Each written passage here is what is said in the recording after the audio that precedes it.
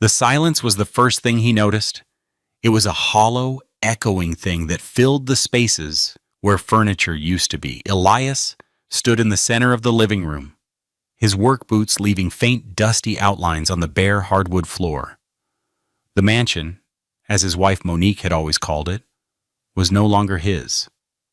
She had taken everything: the art, the Italian leather sofas, the custom-built dining table that had seated 20. She had taken the life he had helped build, piece by painstaking piece. He was left with 3 cardboard boxes and the clothes on his back. And one other thing. Monique, in a final act of dismissive charity, had gestured to a small, velvet-lined box on the marble mantelpiece. "You can have that," she'd said, her voice dripping with the kind of pity that felt sharper than any insult. "That broken old thing your father left you? It's worthless, but I know how you sentimental types are." Now, in his new apartment, a 2-bedroom walk-up that was smaller than their former master closet, the box sat on the windowsill. The city lights of Philadelphia painted shifting patterns on the wall, but inside the air was still and heavy with the ghosts of a concluded life. He ran a calloused thumb over the worn velvet. The watch inside wasn't just broken.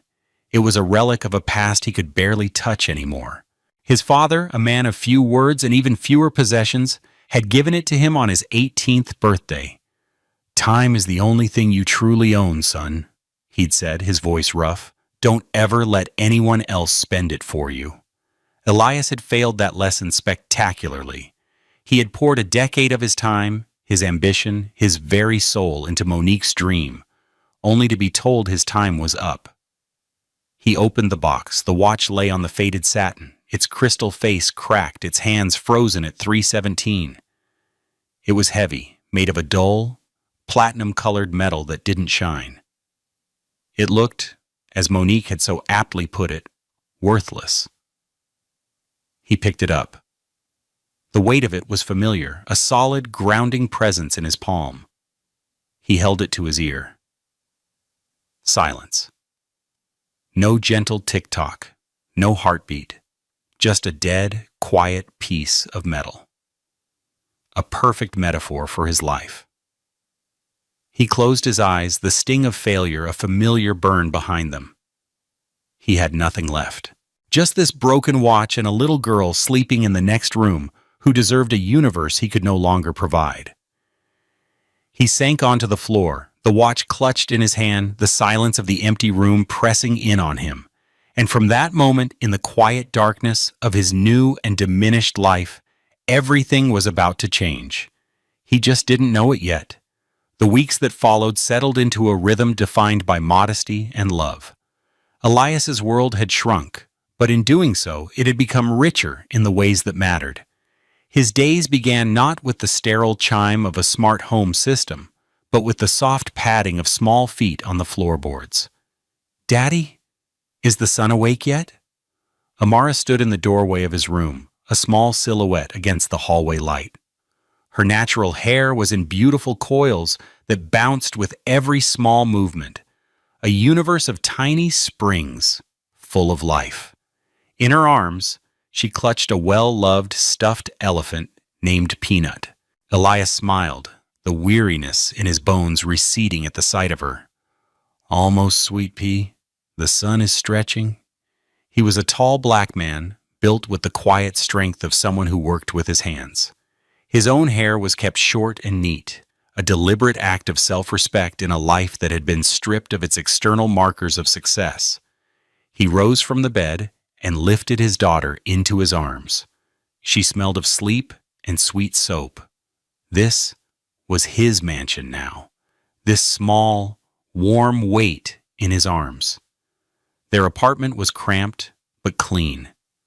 Amara's drawings, vibrant explosions of color featuring smiling suns, lopsided houses, and a recurring motif of blue butterflies, were taped to every available surface, a gallery of pure joy.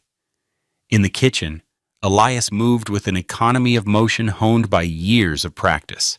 He made pancakes, one of which he always managed to burn slightly, a flaw that Amara found hilarious.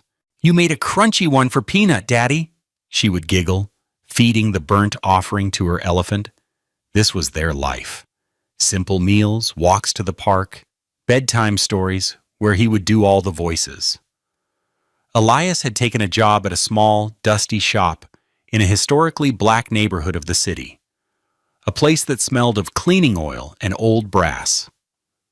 It was called the Horologist's Corner, a name far grander than the reality. He repaired watches. It was a skill his father had taught him, a patient, meditative craft that felt like an anchor in the storm of his new reality. He sat at a small wooden bench, surrounded by tiny gears and delicate instruments, bringing time back to life for other people. His customers were mostly older folks from the neighborhood, bringing in heirlooms and cherished possessions. They didn't know or care about his past life in a glass house in the suburbs. They just knew him as Elias, the quiet man with the gentle, dark hands that could coax a stopped heart back into a steady rhythm.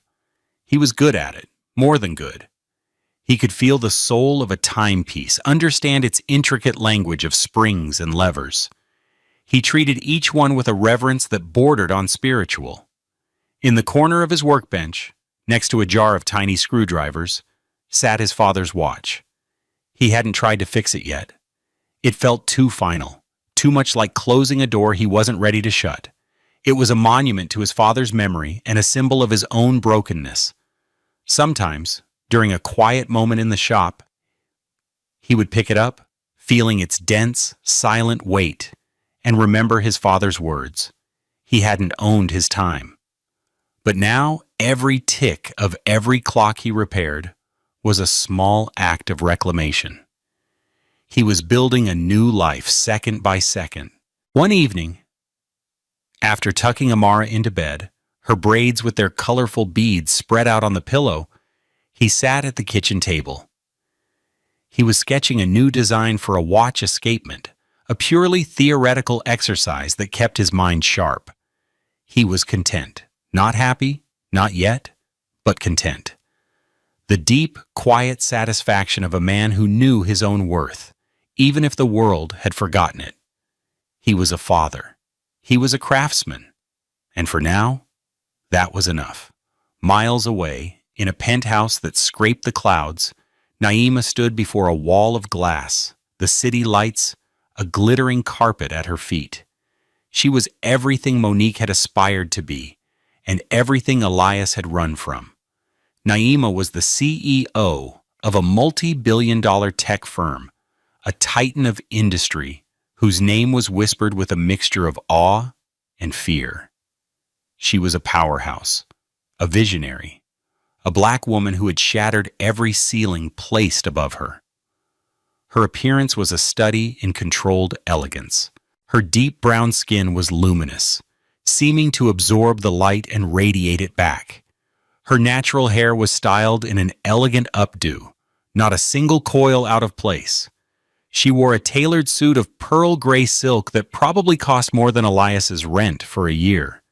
But if you looked closely, past the flawless exterior, you could see the faint lines of exhaustion around her eyes. You could see the loneliness in the way she held herself, as if bracing for a blow. Her world was one of sterile perfection. Marble floors, minimalist furniture, and art chosen by a consultant for its investment potential. There were no crayon drawings on her walls. There were no burnt pancakes in her state-of-the-art kitchen. There was only silence, a cold, oppressive silence that was the polar opposite of the hollow quiet in Elias's empty apartment. His was the silence of loss.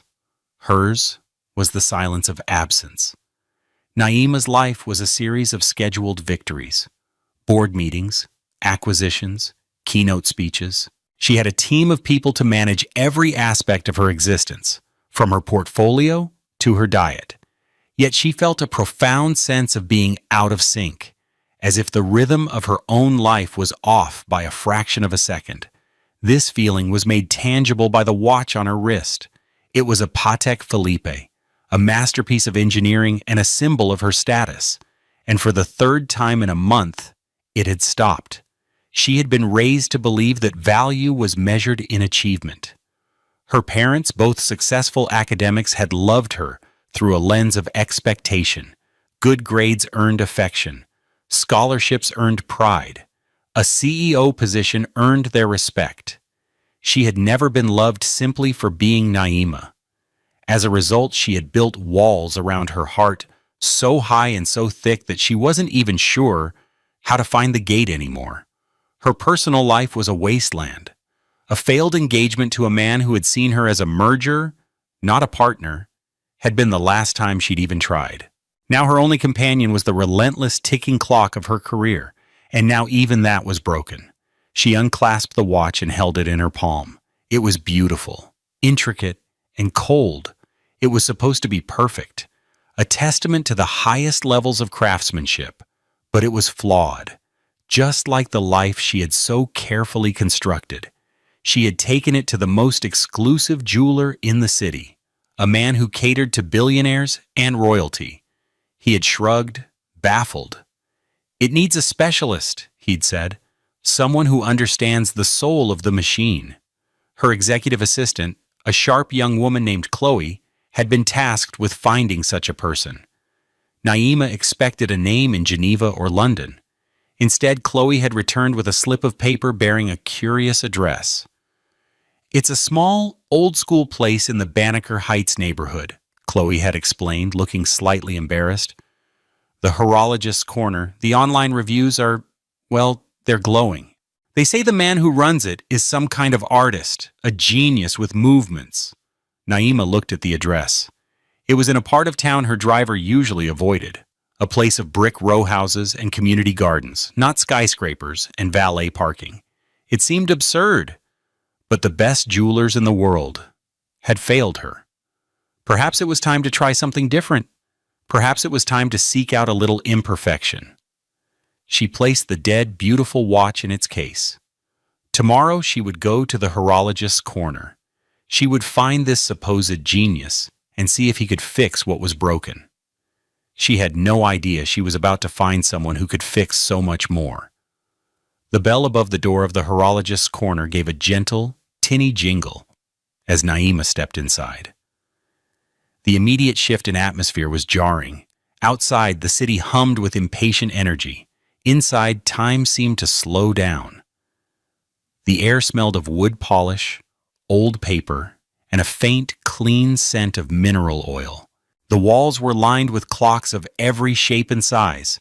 Grandfather clocks standing like silent sentinels, cuckoo clocks with their little doors shut, and dozens of smaller mantel and wall clocks, their pendulums swinging in a chorus of soft, asynchronous ticks. Behind a worn wooden counter sat a man, Elias. He didn't look up immediately. He was bent over a workbench, a loop fixed to his eye, his concentration absolute. He was working on the guts of a small pocket watch, his dark, steady hands moving with a surgeon's precision. He wore a simple cotton shirt and a leather apron. He was, Naima noted, the antithesis of the slick, suited men she was used to dealing with. There was no performance here, just quiet, focused competence. Finally, he looked up. His eyes were calm and intelligent. They registered her expensive suit, her poised demeanor, and held no trace of intimidation or fawning. He simply saw a person who had walked into his shop. "Can I help you?" His voice was a low, pleasant baritone. Naima felt an uncharacteristic flicker of awkwardness. She was used to commanding rooms, to having people snap to attention. Here, she was just a customer. She placed the leather case on the counter. "I was told you might be able to help with this." Elias removed the loop from his eye and opened the case. He looked at the Patek Philippe without a flicker of surprise. He picked it up gently, his calloused fingers surprisingly delicate against the polished steel. He turned it over, examining the exhibition back. For a full minute he said nothing, simply observing the mechanism. "It's a perpetual calendar chronograph," he said, his voice matter-of-fact. "A beautiful movement, but complicated. What seems to be the issue?" "It stops," Naima said simply, randomly. The best jewelers in the city couldn't find the problem. He nodded slowly, still looking at the watch, not at her. The best jewelers are often salesmen. They know the price, not the heart. He placed the watch back on the velvet lining. I'll need to keep it for a few days. To observe it. There's a microfracture in the mainspring barrel, I think. Or a problem with the escapement lubrication. It's subtle. Naima was taken aback. No one had given her such a precise, immediate diagnosis. You can tell that just by looking at it? He finally met her gaze. A faint, almost imperceptible smile touched his lips. I've been doing this a long time. Just then, the curtain behind the counter rustled and a little girl emerged. It was Amara, fresh from school, her backpack bouncing. Her hair was in two neat buns, and she had a smudge of purple marker on her cheek. She stopped short when she saw Naima, her bright eyes wide with curiosity. "Daddy, who's the shiny lady?" Amara asked, her voice clear as a bell. Elias's expression softened instantly, the focused craftsman melting away to reveal the loving father. "Amara, this is a customer. Her name is—" He looked at Naima, realizing he hadn't asked. "Naima," she supplied, a genuine smile breaking through her composed facade for the first time that day. The child's blunt honesty was refreshing. "This is Naima," Elias said. "Naima, this is my daughter, Amara." Amara tiptoed forward and peered at Naima's suit. "It's not shiny, it's soft shiny." She looked up at Naima. "Are you a queen?" Naima laughed. It was a real laugh, warm and unpracticed. "No, sweetheart, I'm not a queen." "Oh." Amara seemed to consider this. "Okay." She then turned her attention to the watch on the counter. "Is your watch sleepy too? Daddy wakes up all the sleepy watches." "Yes," Naima found herself saying. "It's very sleepy." Elias wrote out a claim ticket on a small, old-fashioned paper pad.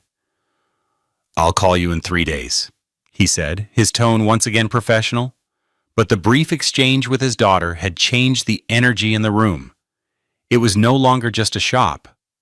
It was a home. Naima took the ticket. As she turned to leave, Amara held up a piece of paper. It was one of her drawings. A blue butterfly with huge swirly wings. "This is for you," she said, "so your watch won't be lonely while it's sleeping here." Naima stared at the drawing. No one had given her an unconditional gift in years. Everything in her life was a transaction. This was just kindness. She took the piece of paper, her fingers brushing Amara's. "Thank you," she whispered, her voice thick with an emotion she couldn't name. She walked out of the shop, the little bell jingling behind her, the drawing of the butterfly clutched in her hand. Back in the sterile luxury of her chauffeured car, she looked at the crayon drawing. It was imperfect, vibrant, and more valuable to her in that moment than the $250,000 watch she had just left behind. True to his word, Elias called 3 days later. "It's ready," he said, his voice calm and steady over the phone. It was the lubrication, as I suspected. It had become viscous at a specific temperature, creating just enough friction to stop the balance wheel. "I've cleaned and reapplied it." Naima found herself making an excuse to leave a board meeting early. The thought of returning to the quiet, ticking world of the watch shop was an irresistible pull. When she arrived, Elias was polishing the crystal of her watch with a soft cloth. It looked brighter, more alive than she had ever seen it. He handed it to her, and she strapped it to her wrist.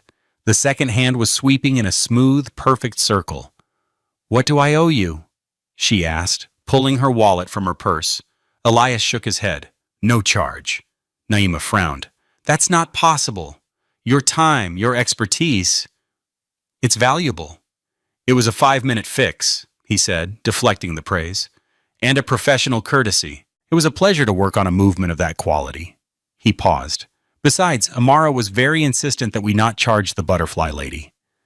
Naima smiled. She had taped the drawing to the monitor in her office, a splash of chaotic blue in a world of black and white data. She found herself lingering, unwilling to complete the transaction and leave. "You have an amazing daughter." "She's the best part of me," he said simply, his gaze drifting to the curtained doorway. Over the next few weeks, Naima found other reasons to visit the shop. She brought in an old clock from her grandfather, a vintage Cartier from her collection that needed a new strap. Each visit was a small island of peace in her turbulent week. She learned more about Elias in quiet fragments. He had once designed engines for a boutique car manufacturer, but had given it up when his then-wife's career took off.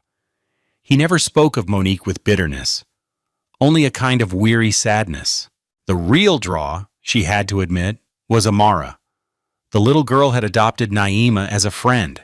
She would show Naima her latest drawings, ask her 1,000 breathless, run-on questions about her day. Did you go in an elevator?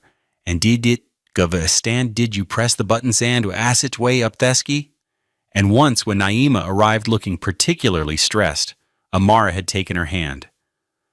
You look like you need a hug from Peanut, she'd said solemnly, before pressing the stuffed elephant into Naima's arms. Naima had almost cried right there in the middle of the shop. One afternoon she arrived to find Elias eating lunch at his workbench, a simple meal of rice and beans in a reusable container. He saw her and, without a word, reached into his bag and pulled out another container and a fork. My mother always said to pack enough for a guest, even if you're not expecting one. Naima, who usually ate a $50 salad at her desk without tasting it, found herself sitting on a stool, eating warm, home-cooked food. It was the most delicious thing she'd had in years. They ate in comfortable silence, the only sounds the ticking of the clocks and the soft scrape of forks against plastic. It was during one of these quiet visits that her eyes fell upon the watch in the corner of his bench, the one with the cracked crystal and the dead hands. "What about that one?" she asked. "Is it a customer's?" Elias picked it up, his expression unreadable. "No, this was my father's." "Are you going to fix it?" He shook his head slowly. "I don't know if I can, and I don't know if I should. It's complicated." He told her about his father, a man who worked 3 jobs and believed in the simple dignity of a task well done. He spoke of his marriage, of pouring his own dreams into a vessel that had ultimately shattered and sunk. He spoke of the shame of starting over, the fear that he wouldn't be enough for Amara. He never raised his voice, never indulged in self-pity. His pain was a quiet, deep river. Naima listened, her own walls beginning to crumble. She found herself telling him about the crushing weight of expectation, about the profound loneliness of the penthouse, about her fear that if she ever stopped achieving, she would simply cease to exist in the eyes of those who claimed to love her. It was a shared wound, a quiet confession in a room full of ticking clocks, 2 people from different worlds, discovering they spoke the same language of loss. He reached out and gently took her hand, his calloused palm warm against her cool skin. "I see you, Naima," he whispered. It was the simplest sentence, but it struck her with the force of a revelation. He didn't see the CEO. He didn't see the power or the wealth. He just saw her. Her gaze fell back to his father's watch, which he had placed on the workbench between them. Something about the design, the shape of the lugs, the specific typeface of the dormant numerals, pricked at her memory. She had spent years immersed in the world of luxury goods, developing an eye for rare and beautiful things. "Elias," she said, her voice barely a whisper. "May I see that again?" He handed it to her. She turned it over and over in her hands. The metal was heavy, dense. There was no maker's name on the dial, a sign of either extreme modesty or extreme arrogance. With a practiced movement, she used her fingernail to gently pry open the case back. Her breath hitched. Inside, beneath the silent, intricate tangle of gears and springs, was a tiny, almost invisible engraving, a name she recognized instantly. It was the signature of a legendary, reclusive watchmaker who had produced only a handful of pieces in his lifetime, each one a bespoke masterpiece for royalty and titans of a bygone era. "Elias," she said, her eyes wide as she looked up at him, "this isn't just a watch. Do you have any idea what this is?" Elias looked at the watch, then back at her, a confused frown on his face. "It was my father's. He said he got it from an old man whose car he fixed. The man couldn't pay, so he gave him the watch instead." Naima's mind was racing, connecting the dots. The reclusive watchmaker had famously disappeared from public life and was rumored to have spent his last years living simply, anonymously. "This watch," she said, her voice trembling slightly with the magnitude of the discovery, "is one of the rarest timepieces in the world. It's called the Eternus. There are only 3 known to exist. The other 2 are in private vaults. Elias, this is worth millions." He stared at her, then at the dull piece of metal in her hand, the object that had been a symbol of his failure and loss. He started to laugh. It was a low, incredulous sound that slowly built into a full, genuine laugh of pure, unadulterated shock. Millions. The word was absurd, meaningless. He looked at Naima, her luminous dark skin glowing in the soft light of the workshop, and at the curtain leading to the back where his daughter was humming, and he knew that the most valuable things in his life couldn't be counted. But still, the irony was so thick he could taste it. Monique had thrown away a fortune. The news, however, was a complication. It was a key that could unlock 1,000 doors, but it also threatened to let the cold, transactional world they had both escaped from come rushing back in. The illusion of their quiet, separate world was shattered a week later. Naima had taken to picking Amara up from her preschool on days when her schedule allowed, a small act of domesticity that brought her an inordinate amount of joy. She had just buckled a chattering Amara into the back of her sleek black sedan when another car, a pearl-white Range Rover, pulled up aggressively beside them. The window rolled down. It was Monique. She was dressed in designer athletic wear, her face a mask of perfectly applied makeup and disdain. Her eyes swept over Naima, then the car, a flicker of jealous evaluation in her gaze. She ignored Amara completely. "Elias," she said, her voice like ice chips, "I should have known you'd find another wealthy woman to leech off of. It's your only real skill, isn't it?" Elias, who had been walking Naima and Amara to the car, stepped forward, placing himself slightly in front of Naima as if to shield her. His face was a calm, unreadable mask, but Naima could see the tension in his shoulders. "Monique," he said, his voice low and even, "this isn't the time or the place." "Oh, I think it is," she sneered. "I hear you've been telling people some fantasy about that piece of junk your father gave you. You're delusional. I'm starting to think you're not a fit environment for my daughter." The threat hung in the air, ugly and sharp. The word "my" was a deliberate dagger.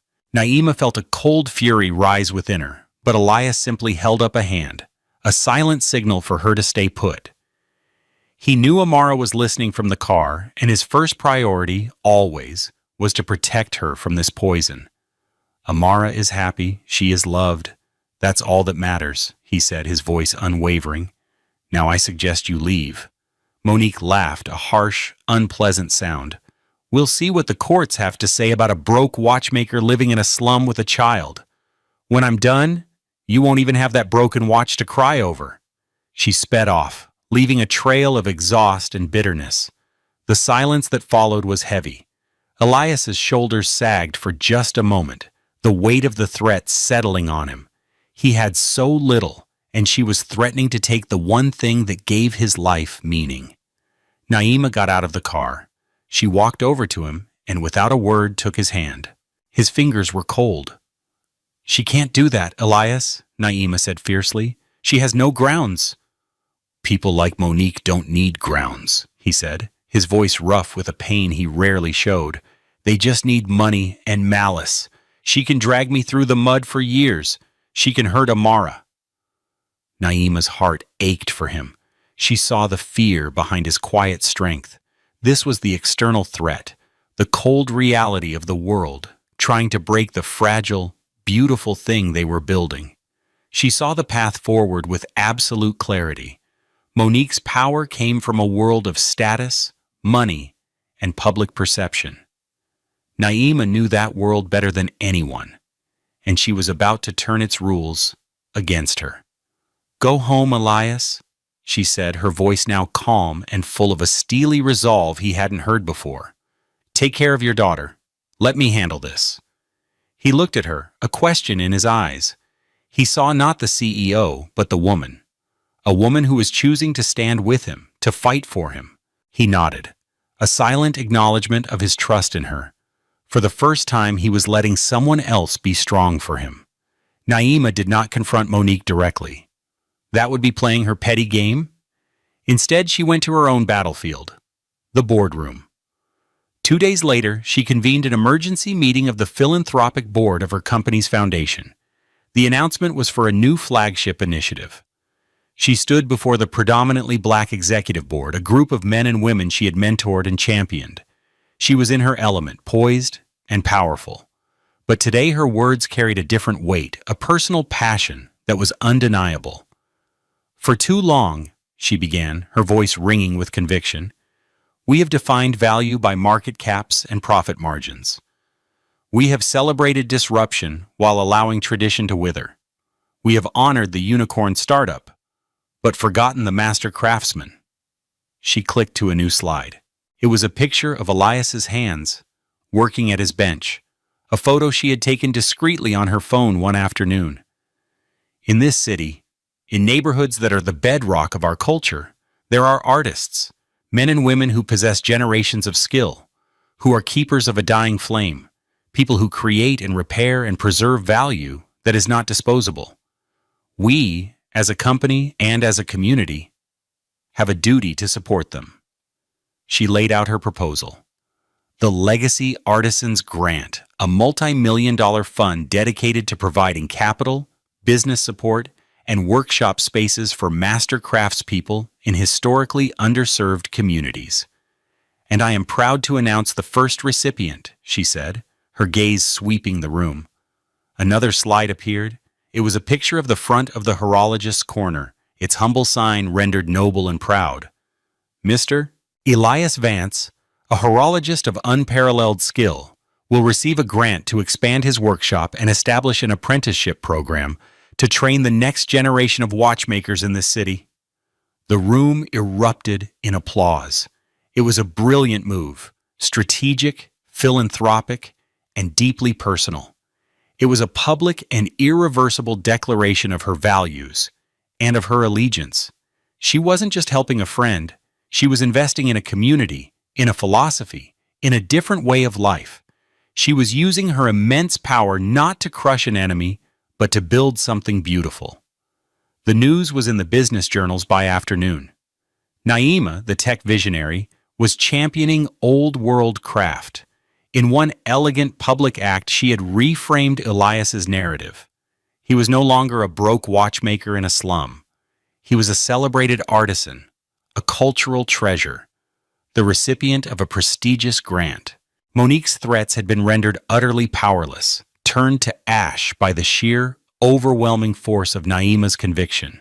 She had not stooped to Monique's level. She had simply risen so high that Monique's pettiness could no longer reach them. The weeks after the announcement were a blur of beautiful, constructive chaos.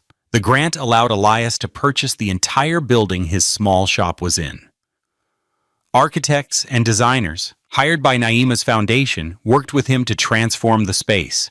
The new workshop was a masterpiece of glass and warm wood, sunlight streaming in through huge restored windows. It was a perfect blend of modern functionality and old-world soul. There was a gallery space in the front to showcase the work of other local artisans and a state-of-the-art workshop in the back with 6 new benches for the apprentices he would soon take on. But the heart of the new space was a quiet corner, almost identical to his old setup, with his original wooden bench, his worn tools, and the faint, familiar smell of cleaning oil. It was his anchor. Naima was there constantly, not as a CEO overseeing a project, but as a partner. She would arrive after her own long days, trade her heels for flats, and help him unpack boxes or arrange displays. They found their rhythm not in grand romantic gestures, but in the shared, quiet work of building something together.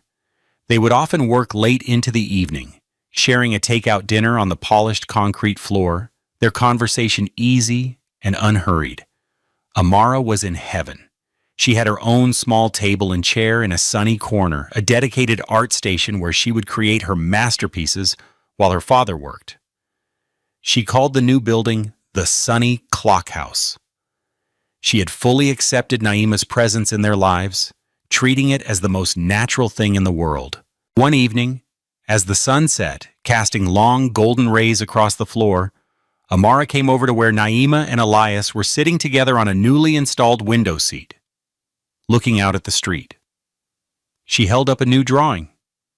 This one was different. It wasn't a butterfly or a smiling sun. It was 3 stick figures. They stood in front of a building with a big clock on it. One figure was a tall man with short, coily hair drawn in brown crayon. One was a little girl in a yellow dress with brown skin and beaded braids that stuck out joyfully. And standing between them, holding both their hands, was a woman. She had brown skin, and her hair was drawn in a big, beautiful bun. "It's us," Amara said, pointing with a small finger. "It's our family at the Sunny Clock House." Naima's breath caught in her throat. Her eyes filled with tears. She looked at the simple drawing, at the 3 brown-skinned figures united by crayon hands, and felt a sense of belonging so profound it almost buckled her. This was family. Not the one you were born into, with its conditions and expectations, but the one you chose. The one that chose you. Elias wrapped his arm around her, his touch warm and sure. He looked at the drawing, then at Naima, his eyes full of a love that needed no words. He had seen her, and she had seen him, and a little girl with a box of crayons had drawn their future, 6 months later. The workshop was thriving, a hub of creativity and community. The apprentices, 3 bright-eyed young people from the neighborhood, revered Elias. Naima had found a new balance in her life. She still ran her company with formidable skill, but she no longer lived in the glass tower. She had sold the penthouse and moved into a beautiful brownstone a few blocks from the workshop. It had a small garden in the back. The famous watch, the Eternus, had been sold through a private, discreet auction handled by Naima's connections. The sum was staggering, more money than Elias could have ever imagined. It was enough to secure Amara's future 100 times over. It was enough to fund the apprenticeship program for a decade. But Elias had kept one small piece of it, the original, intricately engraved case back. A reminder of his father and of the journey that had brought him here. One clear, crisp autumn evening, he and Naima were on the rooftop of the workshop building, looking up at the stars. Amara was having a sleepover at a friend's house, and the quiet felt intimate and special. "Do you ever miss it?" Naima asked softly. "The old life?" Elias thought for a moment. He thought of the cold, silent mansion, of the constant, gnawing feeling of being a supporting character in his own story. He shook his head. "I wasn't living. I was just keeping time for someone else." He reached into his pocket and pulled out a small, velvet-lined box. It was not the old, worn box that had held his father's watch. This one was new. He opened it. Inside, nestled on black satin, was a watch. It was a lady's timepiece, elegant and understated. The case was a warm rose gold, the dial a deep, luminous blue, like the twilight sky above them. It was a watch no one had ever seen before because he had made it himself. Every gear, every screw, every polished surface had been crafted by his own hands over the last few months. "It's not a Patek Philippe," he said, his voice a low whisper. "It doesn't have a perpetual calendar, but it has a very strong heart, and it will never stop." He turned it over. On the back, where a maker's signature would normally be, he had engraved a single, tiny image, a blue butterfly. Naima was speechless. Tears streamed down her face, but she was smiling. This was not a transaction. This was a testament. It was a promise made of steel and gold and time itself. He took the watch from the box and gently fastened it around her wrist. It fit perfectly. He didn't say, "Will you marry me?" He didn't need to.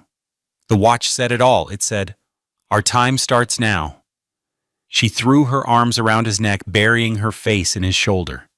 "Yes," she whispered. "Always, yes." The next day, when Amara came home, she saw the new watch on Naima's wrist. Her eyes went wide. She looked at Naima, then at her father, her little face a picture of dawning comprehension and hope. "Does that mean you're staying forever?" she asked, her voice small and full of a child's devastating sincerity. Naima knelt down so she was at eye level with the little girl who had first broken through her armor with a simple drawing. She took Amara's small hands in her own. "Yes, sweet pea," she said, her voice thick with emotion. "It means I'm staying forever." Love, the narrator might say, is a lot like a master timepiece. It isn't about grand, flashy complications. It's about a steady, reliable heart. It's about two different movements finding a way to tick in perfect harmony. Elias and Naima had come from worlds that measured value in dollars and status, but they had found true worth in the quiet moments, in a shared meal, a child's drawing, a silent understanding. They had learned that the most precious thing you can ever be given is not a fortune, but a second chance. And the most valuable thing you can ever own is not time itself, but the person you choose to spend it with. They had built a new life not on the ruins of the past, but with the best parts of it, creating a family that was stronger and more beautiful than any priceless heirloom. A family built not by accident of birth, but by deliberate, courageous, and gentle choice.